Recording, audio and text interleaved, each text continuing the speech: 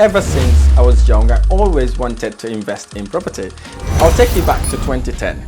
I was at university. You know, when you start your university, of course, you've got your friends, you're making new friends. Everybody's asking everybody what they want to be when they finish their university and what sort of person they want to be in the future. I always remember telling people that I would love to get into property. I would love to invest in property. But at that time, I've got no clue about properties. I've got no idea about how it works, how property works. But I knew I wanted to get into property.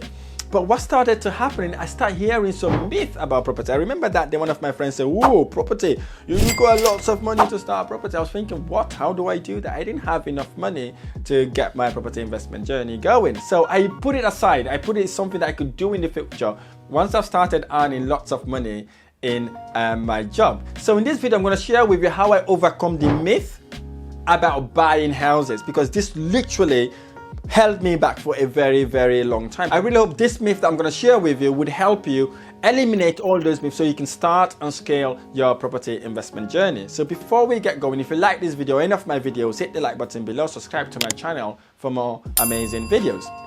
So how did I overcome the myth of buying houses? Because this is one of my obstacles or one of my burdens. That was one of the things that really stopped me from starting to invest in property.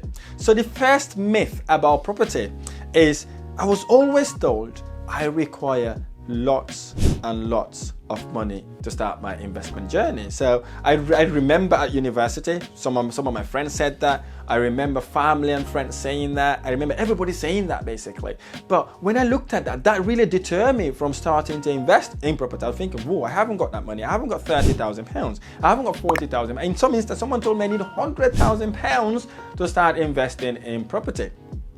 Looking back, I realized all the people that were asking me, looking back now, I realize all the people that were giving me these advices are people that have never ever bought a property in their entire life. So what they're telling me basically at that point is what they've been told when they were younger, saying you have to have lots of money to start investing. So that really held me back. Number two, I was also told buying investment property is a very complex thing to do. Literally have to go through so many stuff in order to buy properties. So that also was a deterrent to me, stopped me from even thinking about investing in property, because I'm thinking I cannot go through all this. I was told it would take me 6 months. Some people told me it would take me 12 months. And the longest I was told it's going to take me 24 months to buy a house. And that really did deter me as well. I'm thinking I need lots of money. And now I've been told it's a complex thing and it's going to be lots of complexity, and it takes about 3 to 12 months to buy houses. So that then really put me back. And the third myth, and this is a big one, okay?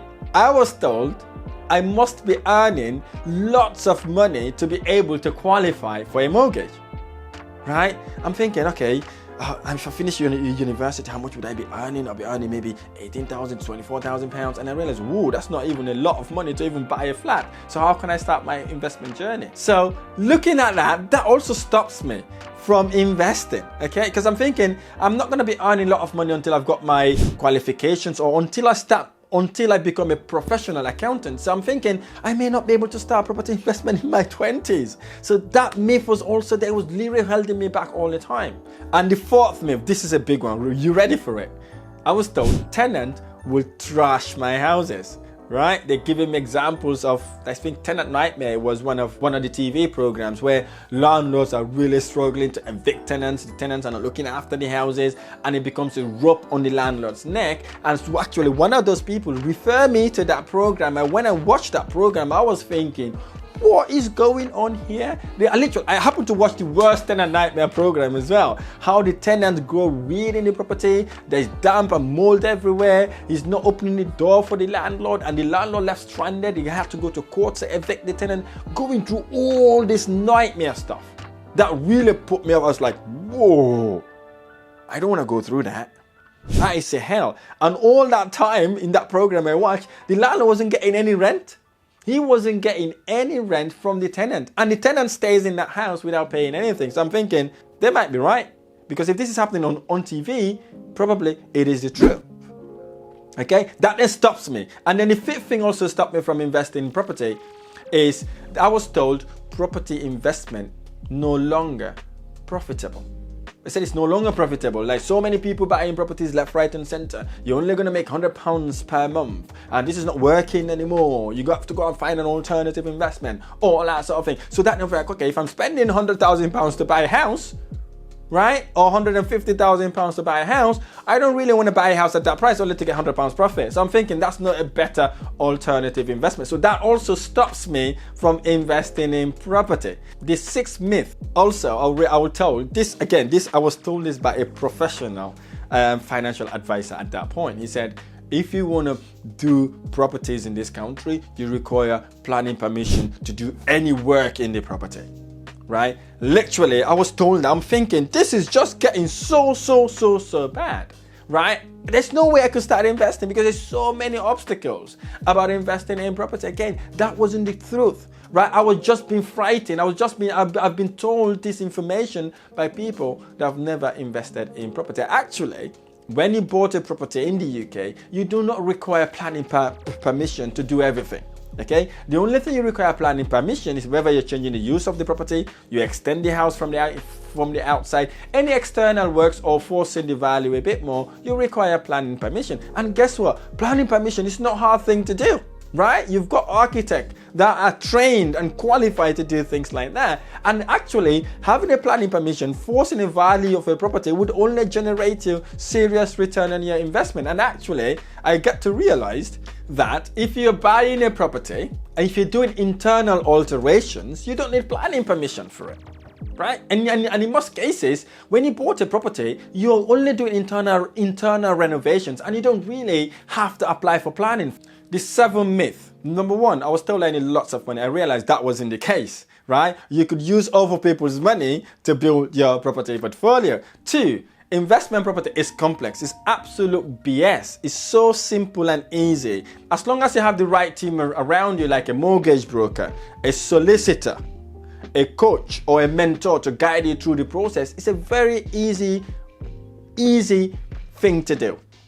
Three, they said you have to have lots of income in order to invest in property. Again, that's an absolute BS. You could buy an investment property without earning lots of money, right? The bank, actually, if you're earning a bit of money, it puts you in a better position. It doesn't mean you're not going to get a lender that will lend you the money, but if you're earning a bit of money, it gives you a favorable interest rate. When I realized, I was thinking, holy S, why did I not know this long time ago? And then the fourth myth was tenant trash in your house. Tenant trash in my house. Tenants can only trash your house if you got the wrong tenant, because you desperately need a tenant to the property. You pick the wrong one, they move into your house, obviously they will trash your house. If you know what you're doing, you will not attract tenant like that. And again, and I was told property no longer make profit. Absolute BS. If you buy the property the right price, right location, it makes you massive return on your investment. That was absolutely BS. And the sixth myth, which was planning permission, again was absolute BS. You do not need planning permission for everything you do in your property. So why am I sharing this with you? I'm sharing this with you for you to understand that if you've been hearing any of this myth, if any of these myths have stopped you from investing, here it is. They are all absolutely BS. Look at the people that are giving you these advices. Have they bought a house? Do they own a house? Have they ever invested with someone else? Have they joint ventured in any property deal? If the answer is no, do not listen to these people. Go and listen to someone who's doing what you intend to do or what you are currently doing. Let them advise you and guide you to start and scale your property investment journey. I really hope this video has been helpful. If this video has been helpful, hit the like button below, subscribe to my channel for more amazing videos. I look forward to sharing the next video.